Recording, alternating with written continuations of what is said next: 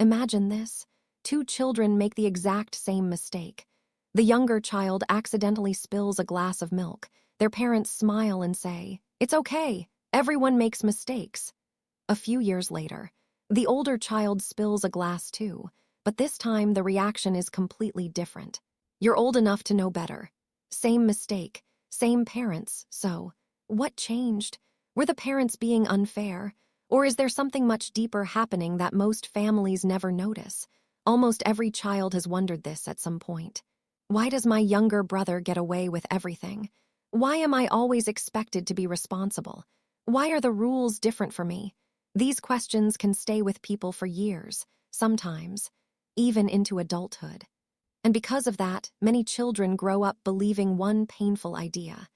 Maybe my parents loved my sibling more than me. But what if that isn't the real story? Here's something surprising. Most parents don't wake up one morning and decide, "I'm going to treat one of my children better than the other." In fact, if you asked almost any parent, "Do you love all your children equally?" most would answer, "Of course I do." So why do so many brothers and sisters remember growing up so differently? Who's right? The parents? Or the children? The truth is, both. The answer begins with something most of us never think about. Parents don't stay the same. Every year, they change. They become older, more experienced, sometimes more patient, sometimes more stressed.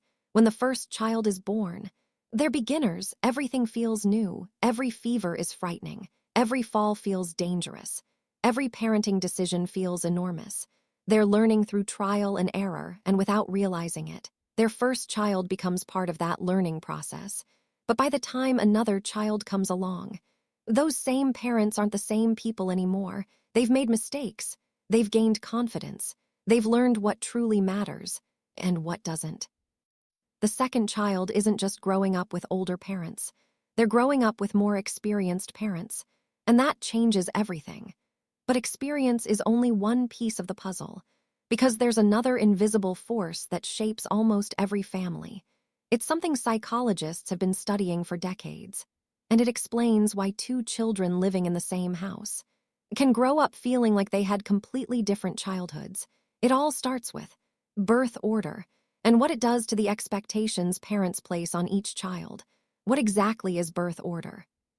It's simply the order in which children are born into a family. Firstborn, middle child, youngest, or an only child. At first, that might not sound important, but psychologists have spent decades studying whether birth order can influence family roles and expectations. The results are mixed, but one thing is clear. The experience of being the first child is often very different from being the second or third. Think about the first child for a moment. When they take their first steps, the whole family celebrates. When they start school, their parents worry for weeks. Every new milestone feels exciting, but also terrifying, because everything is happening for the very first time. Every decision feels important. Should they be allowed to ride a bike alone? Should they have a phone yet? Are they spending too much time online? First-time parents don't have years of experience to rely on, so they often choose the safest option. And sometimes, that means being stricter. Now imagine something different. 5 years have passed. The parents have already raised one child through all of those same challenges. They've seen scraped knees heal. They've survived bad report cards. They've learned that not every mistake leads to disaster. So when the younger child reaches those same milestones, the parents react differently, not because they care less, because they're less afraid. Experience changes confidence, and confidence changes parenting. But there's another reason the oldest child often feels more pressure. Expectations. Imagine two siblings. One is 16, the other is 10. Both forget to do the dishes. Who do you think gets the longer lecture? Usually, the 16-year-old. Why? Because with age comes responsibility. Parents naturally expect older children to make better decisions, to be more mature, to set an example. You may have even heard phrases like, "You're the oldest. Your little brother is watching you. Act your age." Those words can feel unfair, but from a parent's perspective, they're often signs of trust. Parents believe the oldest child is capable of handling more. The problem is, Trust can sometimes feel exactly like pressure. Over time, many firstborns begin to carry an invisible weight. They feel responsible, not just for themselves, but sometimes for the entire family. They help younger siblings with homework, they babysit, they solve problems. They become the example everyone else is expected to follow. For some people, those experiences build confidence and leadership. For others, they create a fear of making mistakes, a feeling that they always have to be perfect, but if being the oldest comes with more pressure. Why does it often seem like the youngest child has a completely different set of rules? The answer isn't that parents stop caring. In fact, it's almost the opposite, and that's where our story takes another surprising turn. If you're the oldest child, you've probably said something like this before. When I was your age, Mom would never have allowed that. It's a sentence heard in millions of homes around the world. And sometimes, the younger sibling just shrugs because from their point of view, they've done nothing wrong. So, who's right? Surprisingly, both of them think back to the first child. Every new experience was a mystery. Every decision felt risky. But years later, those same parents have already been through it all. The first sleepover, the first school trip, the first broken heart, the first bad grade. They've learned something important. Children don't need perfect parents. They need parents who keep learning. So when the youngest child reaches those same moments, the reaction often changes, not because the parents stopped caring, because they stopped panicking.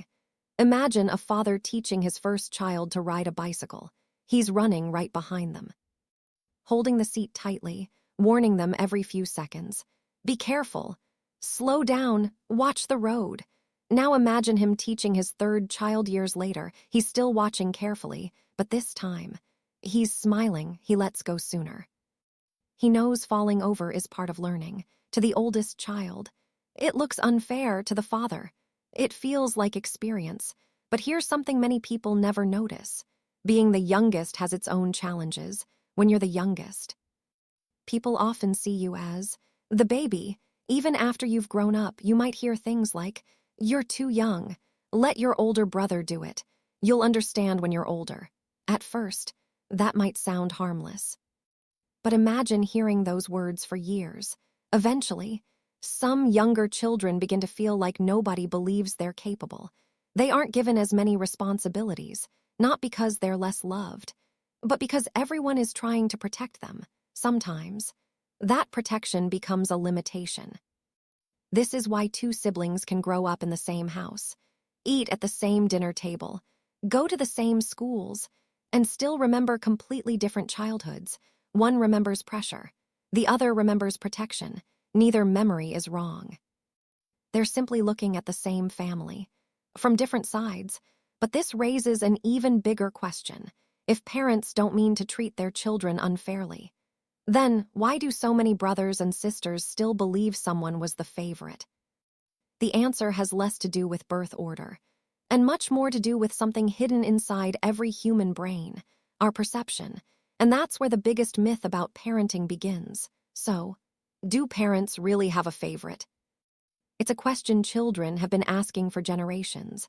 And surprisingly, psychologists don't have one simple answer. Studies suggest that some parents do feel closer to one child at certain times, often because of shared interests, similar personalities, or different life circumstances. But those feelings don't necessarily stay the same over time, and they don't automatically mean one child is loved more than another.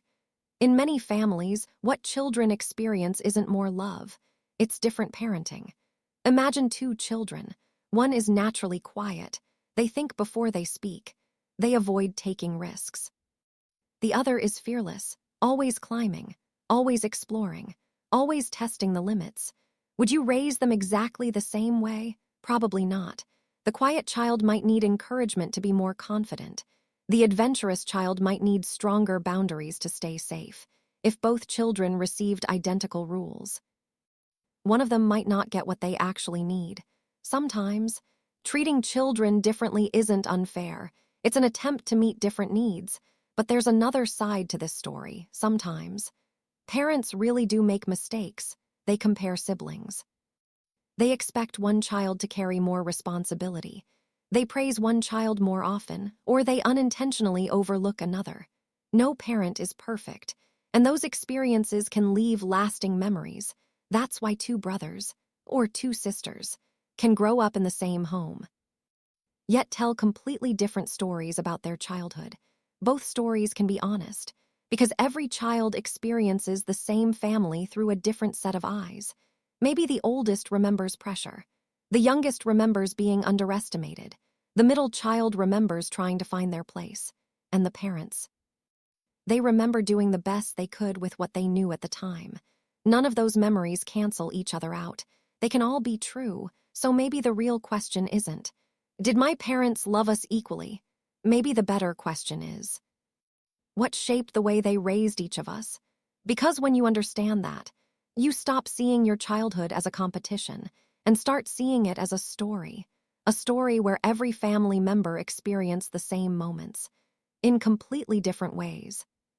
The next time you hear someone say, "My parents always treated my brother better than me," remember, the full story is often more complicated than it first appears. Families aren't built from perfect decisions. They're built from imperfect people, trying to raise imperfect children in an imperfect world. And maybe understanding that is the first step toward understanding each other. If you enjoyed this video, subscribe to Celestiq for more videos exploring the psychology behind everyday life. And now I want to hear from you. Which child are you? The oldest, the middle, the youngest, or an only child? Do you think your parents treated everyone fairly? Share your story in the comments. You might discover you're not as alone as you thought.